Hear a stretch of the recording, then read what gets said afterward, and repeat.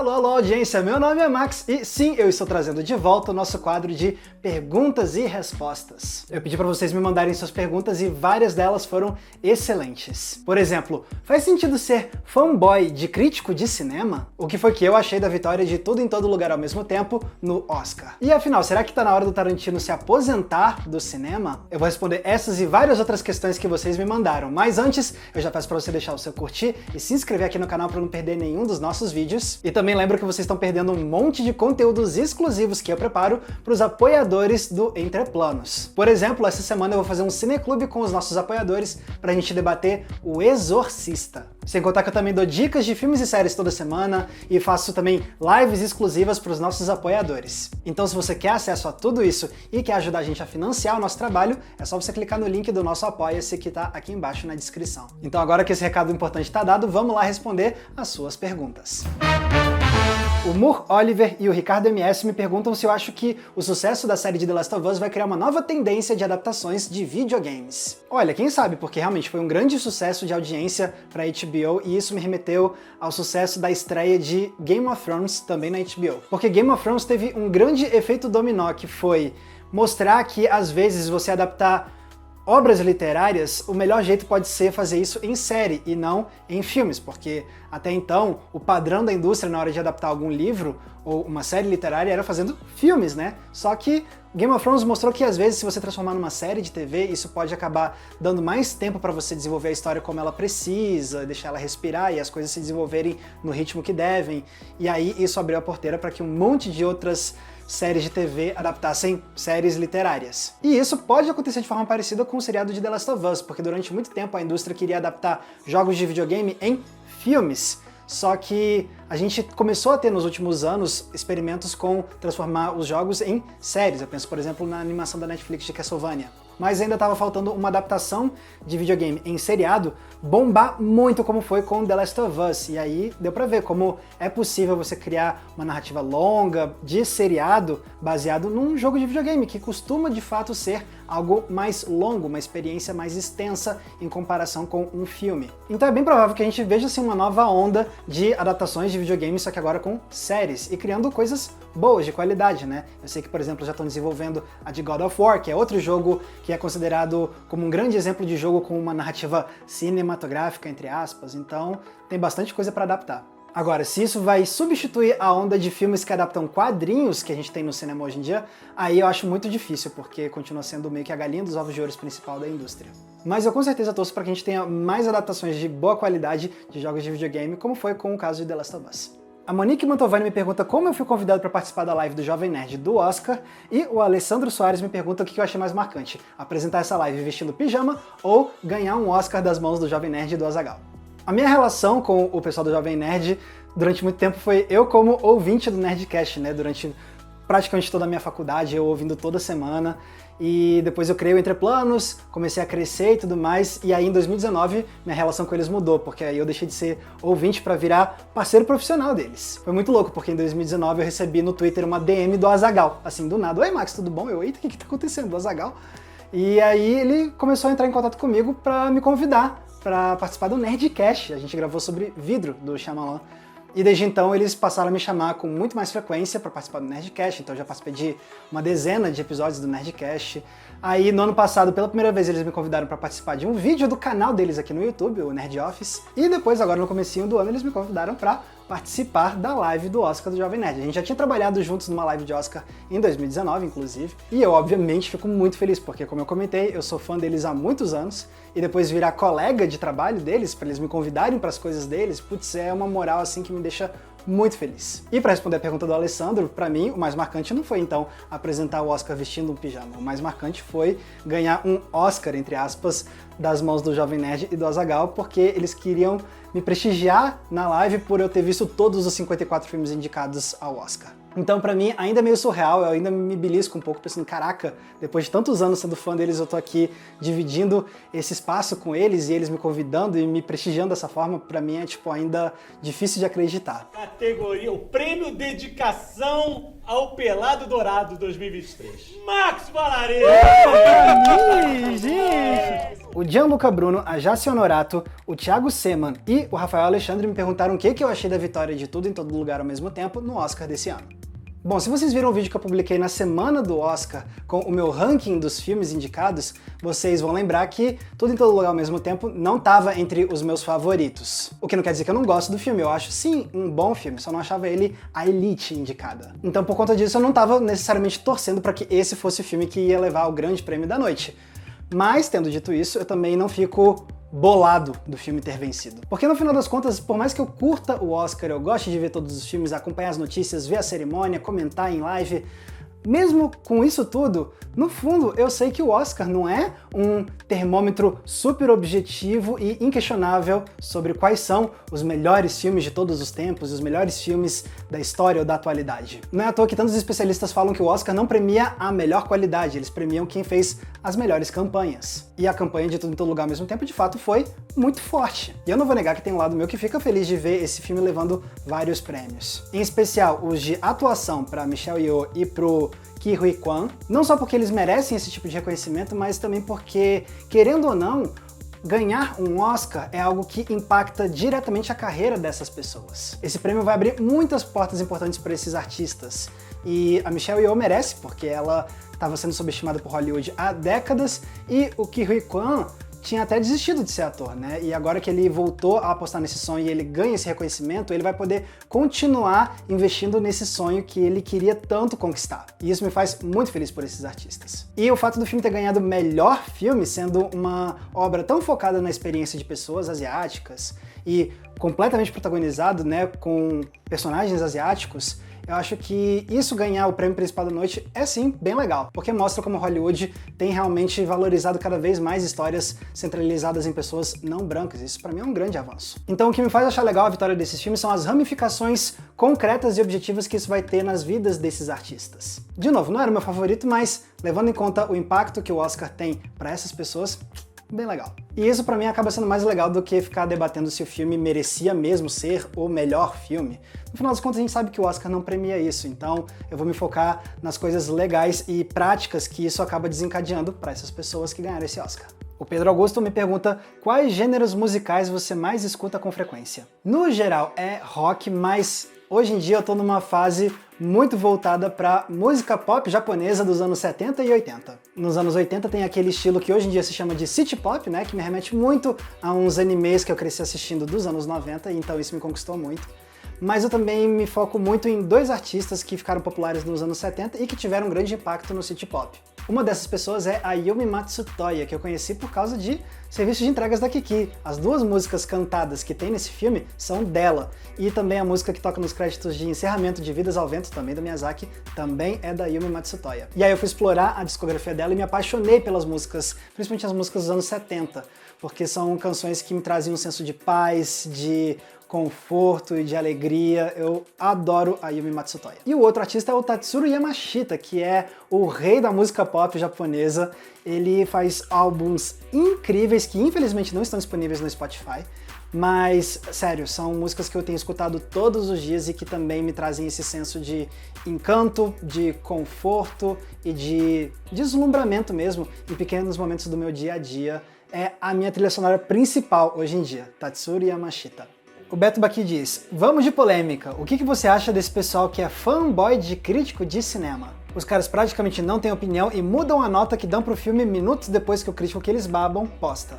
Eu achei essa pergunta ótima, porque pra mim é super normal você gostar de um crítico de cinema, de uma pessoa que faz esse tipo de trabalho e ter aquela pessoa como a sua favorita, né, e ficar acompanhando, dar mais atenção para aquele crítico de cinema. Mas uma coisa é isso e a outra coisa é você esperar que você e aquela pessoa precisem se alinhar o tempo inteiro. É entender que aquela pessoa não tá lá para validar o que você acha do filme, e que você também não precisa ecoar tudo que aquela pessoa fala. A pessoa que faz a crítica de cinema tá lá para dar a perspectiva dela.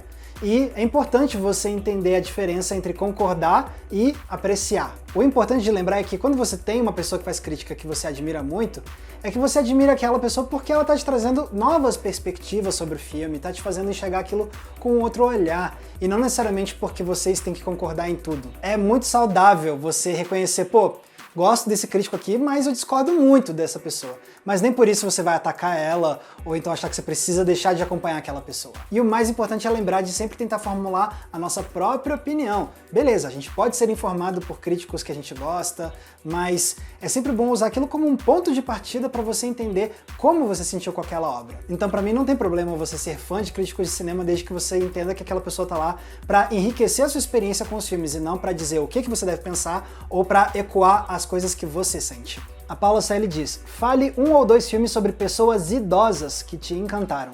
Eu vou indicar 2 clássicos que eu gosto muito sobre pessoas idosas. Um é americano e o outro é japonês. O americano é A Cruz dos Anos, de 1937, dirigido pelo Leo McCarey. Ele conta a história de um casal de idosos que se ama muito, mas que está passando por dificuldades financeiras e, para piorar, os 5 filhos adultos não ajudam eles. Então a gente vê como eles tentam manter o amor deles vivo em meio a crises familiares e crises financeiras. É um filme de partir o coração. O próprio Orson Welles dizia que esse era um dos filmes mais tristes já feitos e que ele era capaz de fazer uma pedra chorar. E o outro filme é o clássico japonês Era Uma Vez em Tóquio, do Yasujiro Ozu. E esse filme, inclusive, teve inspiração em A Cruz dos Anos. O filme do Ozu não reconta exatamente a mesma história do filme americano, mas ele também é sobre um casal de idosos que está tendo dificuldades por se desconectarem com os filhos adultos e sobre como isso pode ser um processo doloroso. Então esses são 2 filmes que são clássicos, que falam sobre idosos de um jeito muito tocante e muito empático. Eu gosto muito deles. O André Simoins diz: Max, na época dos DVDs tínhamos muitas vezes especiais de making of da obra. Você acha que os streamings perdem por não colocarem esse tipo de conteúdo? Olha, eu acho que eles perdem sim. Eu sinto falta porque eu cresci alugando vários DVDs e eu sempre gostava de ver os bastidores, os making-offs dos filmes. Isso ajudou a me apaixonar por cinema, inclusive. E eu sinto que a juventude de agora não tem necessariamente a mesma oportunidade, porque essa juventude está acostumada a ver as coisas no streaming e eles não colocam esses making-offs. E isso é uma pena porque é uma oportunidade perdida para fazer com que mais pessoas aprofundem a sua paixão por cinema. Claro, você pode encontrar vários desses making-offs no YouTube hoje, especialmente de filmes mais antigos. Só que o fato que isso não tá nos streamings, pra mim, parece quase um erro. Se os streamings tivessem esses making-offs, eles iam parecer serviços ainda mais valiosos e, obviamente, iam ajudar mais pessoas a se tornarem mais cinéfilas. A Liv Sindô diz: eu gostaria de saber se depois de uma cobertura do Oscar tão engajada esse ano, você considera cobrir outras premiações, como por exemplo o Festival de Cannes em maio desse ano. A Liv conta também no comentário dela que ela vai estar em Cannes esse ano, então parabéns, Liv, eu fico muito feliz por você. Mas no meu caso, cobrir Oscar e cobrir um festival como Cannes são 2 experiências completamente diferentes. Porque pro Oscar, eu consigo ver os filmes antes da premiação, né? Porque são filmes que estiveram nos cinemas, nos streamings e por aí vai. Agora, festivais são outra lógica, porque os filmes estreiam nesses festivais e aí eles competem pelos prêmios, né? Então, para você poder ver os indicados, você tem que estar lá no festival. Então, é um outro tipo de trabalho que envolve todo um deslocamento para o lugar do festival, estar imerso lá, ver os filmes, ver às vezes 4, 5 filmes por dia. E aí isso obviamente envolve custos, envolve energia para viajar. É uma história completamente diferente de cobrir o Oscar vendo os filmes no conforto de uma sala de cinema da sua cidade ou do conforto do seu sofá. E com meses e semanas de antecedência antes da cerimônia. Tendo dito isso, sim, um dia eu gostaria com certeza de cobrir um festival grande e internacional como o Cannes. Mas eu sinto que antes eu quero cobrir festivais brasileiros. Não só porque eu acho que é um jeito de valorizar bastante a produção nacional, mas também porque é um ótimo jeito de eu ganhar experiência com a cobertura de festivais. É um jeito de eu me acostumar com a lógica de um festival, com a rotina de ir ver vários filmes ao longo de 3, 4, 5 dias. E aí, quem sabe, depois que eu tiver me acostumado a cobrir festivais com os brasileiros, aí eu comece, quem sabe, a ousar tentar ir para algum festival como Cannes, ou Veneza, ou Toronto. Tomara, quem sabe um dia. Felipe JRB. E o último trabalho do Tarantino como diretor? Acredita nessa?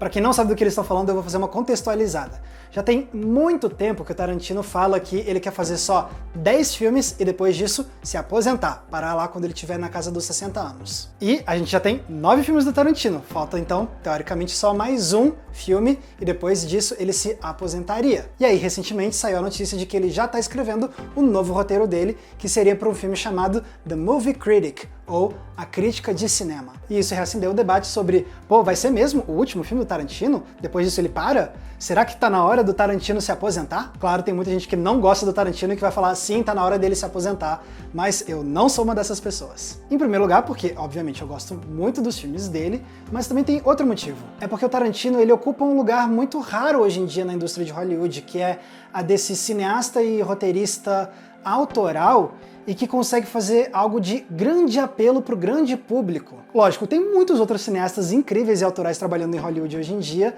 mas eu sinto que muitas vezes eles ficam sendo debatidos mais dentro da esfera cinéfila, e o Tarantino é um dos pouquíssimos que consegue furar a bolha e movimentar o grande público para ver e debater as obras dele. E tem isso também, ele é um dos diretores que quando lança algo, sempre é um evento e que causa uma conversa muito grande, muito debate, tem gente que vai defender com os dentes, vai ter gente que vai detestar, e aí a gente vai conversar sobre a obra dele. Quantos cineastas autorais atuando em Hollywood conseguem ter esse apelo popular e causar tanta conversa? São poucos que conseguem fazer isso na escala que o Tarantino faz. E ele acaba sendo também esse grande diretor autoral de Hollywood que mostra que ainda tem filmes que conseguem ser populares e que não estão atrelados às grandes tendências dos maiores blockbusters dos grandes estúdios. Como se fosse um respiro de alívio mesmo. Então se ele se aposentasse mesmo agora, depois do 10º filme, ia ser uma pena, porque a gente ia perder uma pessoa que ocupa esse espaço raríssimo na contemporaneidade de Hollywood. Mas aí também tem outras questões. Por exemplo, tem um monte de gente que olha assim e fala, duvido que ele vai parar de fazer filmes depois do 10º. E assim, particularmente eu não tenho motivo pra duvidar ou também pra acreditar nele, né? Beleza, ele já tá há muito tempo falando que ele vai se aposentar depois do 10º filme e se dedicar a outras coisas. Mas, sei lá, vai que ele dá uma de Miyazaki, se aposenta e depois fala, quer saber? Quero voltar a fazer filme, porque o Miyazaki já se aposentou umas 3 vezes e voltou, né? Então quem garante que isso também não vai acontecer com o Tarantino? Não dá pra saber. Outra pergunta como é, por que raios ele vai parar de fazer filmes depois do 10º? Bom, ele disse que é porque ele quer parar quando ele estiver ainda muito bem, e isso tem relação com algo que o Nerdwriter falou em um vídeo recente do canal dele. Nesse vídeo ele fala que o Tarantino tá preocupado com a obra dele, tipo como se fosse obra com O maiúsculo, o conjunto da obra dele. É como se o Tarantino quisesse manter uma obra limitada de filmes que tivessem sempre um altíssimo nível de qualidade e não cair na tentação de ficar fazendo filme e correr o risco de ir piorando os filmes. Ele parece muito preocupado com isso, de tipo, quer deixar para a posteridade um conjunto de obras que são todas muito boas. O que eu acho válido, mas pô, Tarantino, confia um pouco mais no seu taco, né? Você poderia perfeitamente continuar fazendo filmes incríveis até o final da sua carreira. E eu quero comentar também sobre a possibilidade do último filme dele ser sobre uma crítica de cinema. E eu acho isso fascinante porque o Tarantino já tá há um bom tempo fazendo filmes que, de certa forma, falam sobre o cinema, sobre o fazer cinematográfico. Mais de um tempo pra cá, ele também parece estar interessado em escrever sobre cinema. Para quem não sabe, ele lançou no ano passado lá na gringa um livro que é uma coletânea de ensaios originais e inéditos dele sobre filmes. É ele falando sobre filmes que ele gosta e sobre tendências e tudo mais. E aí agora saber que talvez o último filme dele seja sobre uma pessoa que escreve sobre cinema, parece talvez refletir que ele talvez esteja mudando a relação dele com a escrita e o cinema. Talvez seja indício de um diretor que está preparado para parar de fazer filmes e escrever filmes, mas não necessariamente preparado para parar de escrever sobre filmes. Então, se ele realmente parar depois do 10º, a gente com certeza ainda vai ver ele fazendo muitas coisas relacionadas a cinema. Pode ser que ele escreva séries de televisão, pode ser que ele escreva peças que depois sejam adaptadas por outras pessoas para o cinema. E, obviamente, ele pode também continuar escrevendo sobre cinema com ensaios, críticas de cinema. Vai que ele começa a ensinar também cinema numa universidade. Eu duvido que ele vai largar o cinema e a escrita. Às vezes ele só esteja mudando como cinema, escrita e ele se relacionam. Então, não, pra mim, não tá na hora do Tarantino se aposentar. Eu tenho certeza que ele ainda poderia produzir obras-primas pelo restante da vida. Mas se ele realmente parar depois do 10º filme, eu com certeza vou continuar acompanhando o que ele fizer e continuar olhando pra trás pra essa filmografia limitada de 10 filmes e apreciar ela pelo que ela é, e não pelo que ela poderia ter sido. I like the idea that there is an umbilical cord connected to my first film all the way to my last, and then that is the body of work, because I am about my filmography.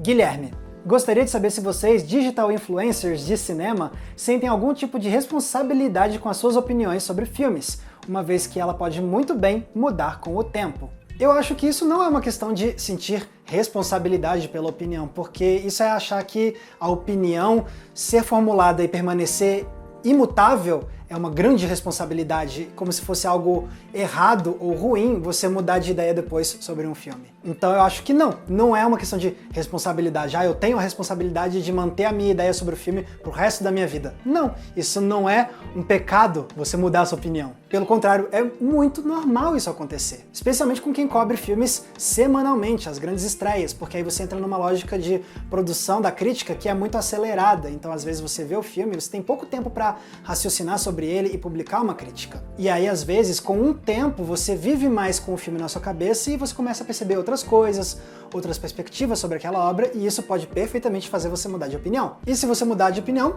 tudo bem, isso é normal, somos humanos, a gente muda de ideia, a gente amadurece, a gente muda de personalidade, a gente muda de perspectiva sobre o mundo, sobre a arte, sobre os filmes. Então não, eu não sinto nenhum tipo de responsabilidade em manter a minha opinião imutável pro resto da vida. Pelo contrário, eu acho que na verdade é mais interessante se a minha opinião mudar, porque quer dizer que eu mudei também. Apenas mais um Diogo. O que você acha da onda de animações estilizadas influenciadas por Homem-Aranha no Aranhaverso, como Gato de Botas 2, A Família Mitchell e o trailer do novo Tartarugas Ninjas? Acha que esse estilo misturando 3D com 2D, usando uma taxa de frame rate menor e focando menos no realismo pode trazer uma nova fase na animação ocidental? Ou é cedo demais para dizer? Eu acho que é sim cedo demais para dizer, mas eu fico feliz de ver esse estilo específico se popularizando mais nas animações de Hollywood. Não só porque é muito bonito de se ver, mas porque realmente traz um ar de novidade em meio a tantos filmes animados por computador que se parecem tanto entre si. A minha única preocupação é os estúdios olharem para esses filmes fazendo sucesso e achar, pronto, então para o nosso filme fazer sucesso ele tem que ter esse visual. Quando na verdade esse visual funciona muito melhor quando ele tem um propósito estético que combina com a obra. Por exemplo, se comenta muito como no Aranhaverso, eles mudam a taxa de quadros por segundo na animação do Miles, no começo deixando ele mais travado porque ele é inexperiente e no final deixando ele mais fluido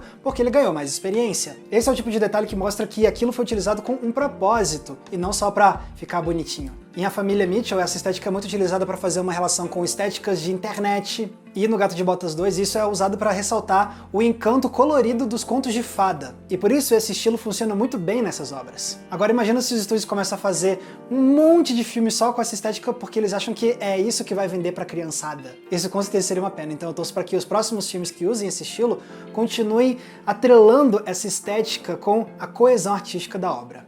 Marcelo Queiroz, qual é o seu filme de ação predileto, ou quais? Meu filme de ação favorito é A Câmara 36 de Shaolin, filme clássico de Kung Fu dos anos 70, e inclusive eu já dediquei um vídeo inteiro só para explicar por que eu amo essa obra-prima. Mas de forma resumida é porque esse é o filme de Kung Fu que eu vejo que mais traduziu a ideia do encanto pelo método de se fortalecer através do Kung Fu.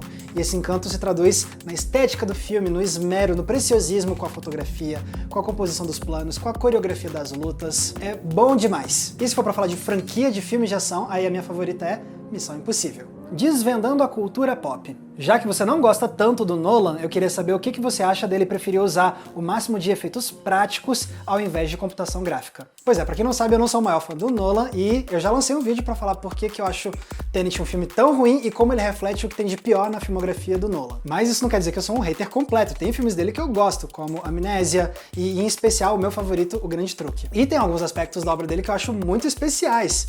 Principalmente essa afinidade dele, essa insistência do Nolan em usar efeitos visuais práticos, ao invés de só usar computadorizado. Lógico, ele ainda usa muito os efeitos computadorizados, mas algumas das cenas mais marcantes da filmografia dele, de termos de ação, são feitos com truques mais práticos mesmo. E eu acho que isso é um ótimo comprometimento, porque traz um senso de autenticidade para a ação no meio de histórias que muitas vezes são fantasiosas. Então cria um contraste muito legal, eu penso muito em Inception nesse sentido. E acaba criando cenas que realmente marcam muito porque elas parecem muito palpáveis na sua construção física de efeito especial. Inclusive, estou muito curioso para ver como é que vai ficar a explosão atômica que ele filmou para Oppenheimer, porque ele fez uma explosão de verdade. E obviamente eu também espero que o restante do filme Oppenheimer seja muito bom também. Vamos lá, Nolan, vamos ver se você consegue me fazer renovar minha esperança em você.